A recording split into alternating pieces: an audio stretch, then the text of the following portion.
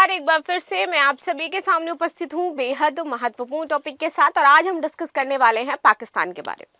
देखिए, पाकिस्तान की स्थिति आर्थिक तौर पर बहुत ही ज़्यादा कमज़ोर हो चुकी है और यहाँ पर कहा जा रहा है कि यदि स्थिति ऐसे ही बनी रही तो विश्व के नक्शे से पाकिस्तान कब गायब हो जाएगा पता भी नहीं चलेगा और इसका पूरा का पूरा जो वर्चस्व है वो चाइना के हाथ में चले जाएगा और चाइना फिर इसकी पूरी इकोनॉमी को एक तरीके से देखेगा और वो अपने अंडर में लेकर के इस पूरे देश को ड्राइव करने वाला है। और ये जो अभी स्थिति है ये भी चाइना की वजह से ही है। पाकिस्तान की जो पाकिस्तान को लोन मिलने वाला था 500 करोड़ डॉलर के आसपास जो वर्ल्ड बैंक देने वाली थी उसके लिए अब उसने मना कर दिया है, तो इनके पास लोन भी नहीं है। वैसे भी इनकी इकोनॉमी लोन पर ही टिकी हुई थी, लेकिन अब जो है वो वर्ल्ड बैंक भी इनको लोन नहीं दे रही है। अब इसके पीछे के क्या कारण है, क्यों वर्ल्ड बैंक ने लोन देने से मना कर दिया है और क्या ऐसे प्रॉब्लम्स यहाँ पर फेस करनी पड़ेंगी पाकिस्तान को, इसके बारे में चर्चा कर लेते हैं।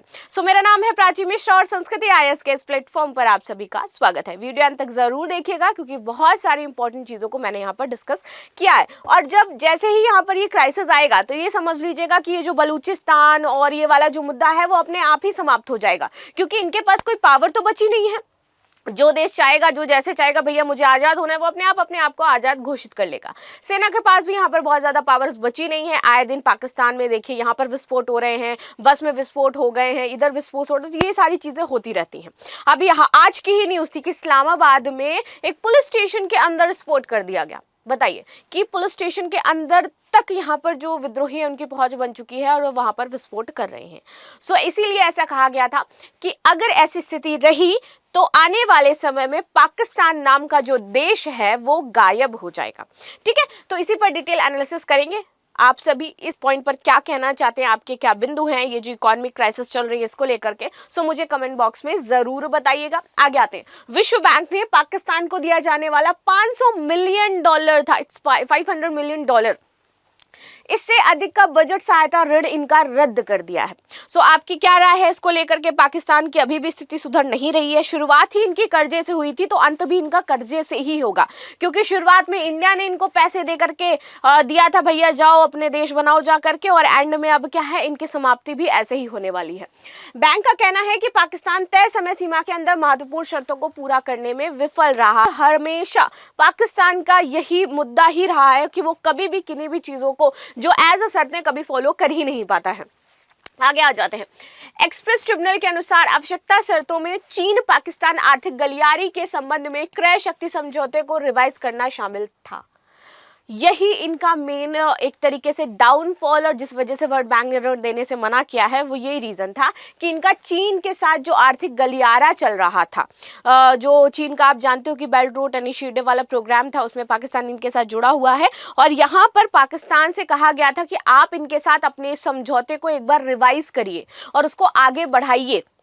लेकिन चाइना क्या है, अब इसको स्टे करके रखा हुआ है, वो इस पर आगे बात नहीं कर रहा है। यहाँ पर लटका के रखना, एक तरीके से यदि मैं कहूँ तो पाकिस्तान को लटका करके रखा गया है। अब ये जो इनको लोन मिल रहा था वो इस चीज पर मिल रहा था कि भैया हम क्या करेंगे, बिजली बढ़ाएंगे, बिजली से रिलेटेड काम करेंगे तो सामाजिक जो होगा, यहाँ पर बिजली का प्राइस जो होगा वो भी कम होगा, लोगों की सहायता होगी, तो इस वजह से इनको लोन दिया जा रहा था। अब जब ये रिवाइजेशन चाइना कर ही नहीं रहा है, जो एक तरीके से चाइना हमेशा पाकिस्तान के साथ रहता है, जब भी इंडिया को क्या करना होता है, किसी ना किसी पॉइंट पर टैकल करना होता है, नीचा दिखाना होता है, तो हम हमेशा चाइना हेल्प करता है पाकिस्तान की। लेकिन आज पाकिस्तान को आवश्यकता है तो चाइना पीछे है और इसी वजह से इसका जो ऋण था वो भी नहीं सैंक्शन हो पा रहा है। यानी कि मेन कारण यहाँ पर चाइना ही बना हुआ है। चाइना का सीधा सीधा मतलब ये है कि भाई पाकिस्तान को कैसे ना कैसे करके हमें क्रश करना है, इसके बाद पूरी तरीके से अपने ऊपर इनको लेबल बना लेना है एंड देन फिर उसके बाद इंडिया तक जो सीमा है, पाकिस्तान की सीमा, वहां तक हमारी पहुंच बन जाएगी और इंडिया तक सीधा संपर्क हम स्थापित कर सकते हैं। ये उसका पूरा स्ट्रैटेजी है जिस पर वो अभी चल रहा है और धीरे धीरे उसमें उससे लाभ भी हो रहा है। आगे बात करते हैं। वॉशिंगटन स्थित इस अंतर्राष्ट्रीय संस्था ने यह भी घोषणा की कि वह चालू वित्त वर्ष जो अभी आने वाला है, इस दौरान पाकिस्तान को कोई नया बजट सैंक्शन ही नहीं करने वाला है। इसे पाकिस्तान अर्थव्यवस्था के लिए बहुत बड़ा झटका बताया जा रहा है, क्योंकि यहाँ पर बिजली बहुत ज्यादा हाई है, आटे के प्राइस इतने ज्यादा हाई है कि पूछिए नहीं। यहाँ पर संसाधनों तक आम जनता की पहुंच तो बहुत दूर की बात है, नॉर्मल चीजों जो रोटी कपड़ा मकान है उस तक उनकी पहुंच नहीं बन पा रही है। तो यहाँ पर दिक्कतें बनी हुई हैं। आगे बात करते हैं, यहाँ पर क्या इंपॉर्टेंट पॉइंट्स विश्व बैंक ने कहे हैं। तो विश्व बैंक के प्रवक्ता ने कहा कि चालू वित्त वर्ष के लिए कोई बजट सहायता की योजना नहीं है, जो जून 2025 में समाप्त होगा। तो 2025 जून तक यहाँ पर कोई भी ऋण पाकिस्तान को हेल्प के तौर पर भी नहीं दिया जाने वाला है। आगे बात करते हैं, इस वित्तीय वर्ष के लिए आईएमएफ ने 2.5 बिलियन डॉलर की बाहरी वित्त पोषण अंतर की पहचान की है, जिसे नए ऋण के माध्यम से संबोधित करने की आवश्यकता है। वर्ल्ड बैंक एक अंतरराष्ट्रीय वित्तीय संस्था है। थोड़ा सा वर्ल्ड बैंक के बारे में यहाँ पर लिखा है कि वो है क्या क्या करती है। सो अंतरराष्ट्रीय वित्तीय संस्था यानी कि जिस भी देश को जरूरत होती है, जो भी इसके सदस्य देश है, वर्तमान में 189 कंट्रीज इसके सदस्य देश है, और इसमें से किसी को भी आर्थिक सहायता चाहिए होगी तो वर्ल्ड बैंक से वो उधार ले सकता है। ठीक है, वो उसको सहायता प्रदान करता है। तो ये क्या है, वित्तीय संस्था है जिसे ब्रिटेन वुड्स सम्मेलन यानी कि न्यू हैम्पशायर यूएसए 1 से 22 जुलाई 1944 में अंतर्राष्ट्रीय मुद्रा कोष के साथ मिलकर के बनाया गया था।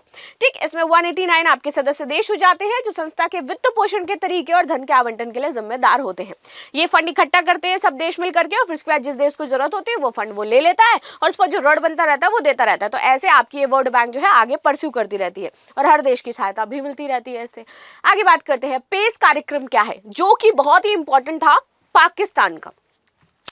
अब इस पेस कार्यक्रम के लिए ये ऋण ले रहे थे, लेकिन इन यहाँ पर ऋण सैंक्शन हुआ नहीं। देखिए, विश्व बैंक ने किफायती और स्वच्छ ऊर्जा कार्यक्रम पेस सेकंड फेज के तहत पाकिस्तान को दिए जाने वाले 500 से 600 मिलियन डॉलर के ऋण को रद्द कर दिया है।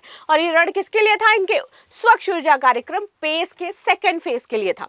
ठीक है, समाचार एजेंसी है आपकी ANI, यहाँ पर बताया है कि शुरुआत में 500 मिलियन डॉलर निर्धारित की गई ऋण राशि को बाद में बढ़ा करके 600 मिलियन डॉलर करने की बात कही गई, ताकि पाकिस्तान के बाहर से लेने वाले कर्जे के अंतर को दूर किया जा सके, जो वो अदर जगह से या अदर कंट्री से कर्जा ले रहा है। ठीक है, पेस कार्यक्रम को विश्व बैंक ने जून 2021 में मंजूरी दी थी, जिसमें 400 मिलियन अमेरिकी डॉलर की पहली किस्त पहले ही जारी की जा चुकी है। सो पहले 400 मिलियन दे चुका है, लेकिन अब वो आगे इनको पैसा नहीं देने वाला है। आगे आते हैं, पाकिस्तान ने किन शर्तों को पूरा नहीं किया, अब यहाँ पर आपको समझ में आएगा। सबसे पहला इंपॉर्टेंट ये है CPEC, यही है आर्थिक गलियारा कॉरिडोर आपका पाकिस्तान और चाइना का, चाइना पाकिस्तान इकोनॉमिक कॉरिडोर। ये है आपका इसका full form, China Pakistan economic corridor, और ये इसकी मेन वजह है। इस कार्यक्रम की दूसरी किस्त कई शर्तों से पूरा करने के लिए निर्भर थी। देखिए, सबसे पहला था इसमें स्वतंत्र बिजली उत्पादकों के साथ बातचीत करना, और दूसरा था आपका CPEC के तहत बनाए गए चीन बिजली संयंत्रों के साथ बातचीत करके उस काम को जो इन दोनों ने निर्धारित किया था उसको आगे प्रोसेस करना। लेकिन चाइना ने क्या किया, वहां पर चीजों को रोक दिया और आगे प्रोसेस नहीं कर रहा है। CPEC से संबंधित बिजली संयंत्रों के साथ समझौते पर फिर से बातचीत पर कोई प्रगति नहीं हुई है, क्योंकि चीन ने लगातार इस सौदे पर फिर से विचार करने या इन बिजली परियोजनाओं के लिए पाकिस्तान को दिए गए कर्ज को चुकाने की समय सीमा को बढ़ाने से इनकार कर दिया है, जो लगभग 16 बिलियन डॉलर है, जो कि चाइना से लिया था पाकिस्तान ने इस आर्थिक गलियारे के लिए। वो भी चाइना ने बोला कि हम समय सीमा नहीं बढ़ाएंगे, हमें उतनी ही समय सीमा जो तय हुई थी उतनी समय सीमा में हमें ऋण वापस चाहिए। और एक तरफ क्या है, बहुत ज्यादा सगा बन रहा था वो पाकिस्तान का, तो शायद अब पाकिस्तान को थोड़ी सी अकल आई कि उसे करना क्या है, तो समय सीमा बढ़ाने से चाइना ने मना कर दिया। और दूसरा, इन दोनों ने मिलकर के जो मसौदा तैयार किया था बिजली संयंत्र को लेकर के, उस पर भी चाइना ने बोला अब हम विचार करेंगे, तब इस हम प्रोग्राम को आगे ले जाएंगे। और इस प्रोग्राम के बलबूते यहाँ पर वर्ल्ड बैंक से पाकिस्तान ऋण ले रहा था। तो ये मामला पूरा सुई अटकाती है आपकी चाइना पर जाकर के। चलो आगे बात करते हैं, पाकिस्तान में बिजली की कीमतें नहीं हुई हैं कम। 1994 पाकिस्तानी सरकार, फिर उसके बाद 2002 की नीतियों के तहत यहाँ पर जो बिजली है, बिजली संयंत्र जो स्थापित किए गए हैं, इसमें ऊर्जा समझौते पर फिर से बातचीत कर रहा है कि शायद हम अभी अपनी लागत को थोड़ा कम कर सके, बट ऐसा होने वाला नहीं है। चीनी स्वामित्व वाले बिजली संयंत्र 4 LNG आधारित और 2 परमाणु संयंत्रों सहित कई सरकारी संचालित संयंत्रों के साथ 2015 की ऊर्जा नीति के अंतर्गत आते हैं।